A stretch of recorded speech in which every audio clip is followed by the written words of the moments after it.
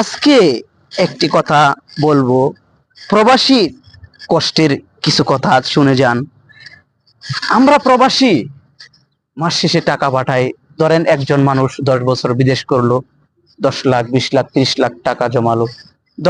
তখন সে দেশে চলে গেল।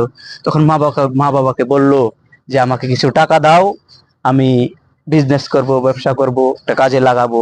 তখন মা বাবা বলে যে টাকা, সমস্ত টাকা সংসারের কাজে লাগাইছি, এই কাজে লাগাইছি, ওই কাজে লাগাইছি, কোনো টাকা তো আমাদের কাছে জমা নাই। দেখেন, 10 বছর একটা প্রবাসী বিদেশ করার পর সে যদি দেশে যায় নিজে একটা কিছু করার জন্য, নিজে করে পরবর্তীতে পরকাল পরবর্তীতে যে সময় একটা বিজনেস বা ছোটখাটো একটা ব্যবসা করে ও বাকি জীবন কাটাবে ভালোভাবে। তখন ফ্যামিলি থেকে যদি বলে, মা বাবা বলে আসলে আমাদের কাছে টাকা নাই, সংসারের কাজে লাগাইছি, তখন একটা প্রবাসী কোথায় যাবে? কত কষ্ট মনের ভিতর লাগবে। মা বাবাকে না পারবে কিছু বলতে, না পারবে কিছু নিজে সহ্য করতে।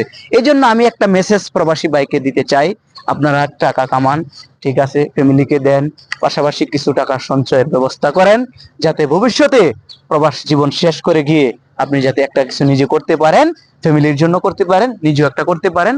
এই জন্য আমি ছোট্ট একটা মেসেজ দিলাম। সবাই ভালো থাকবেন, সুস্থ থাকবেন। আসসালামু আলাইকুম।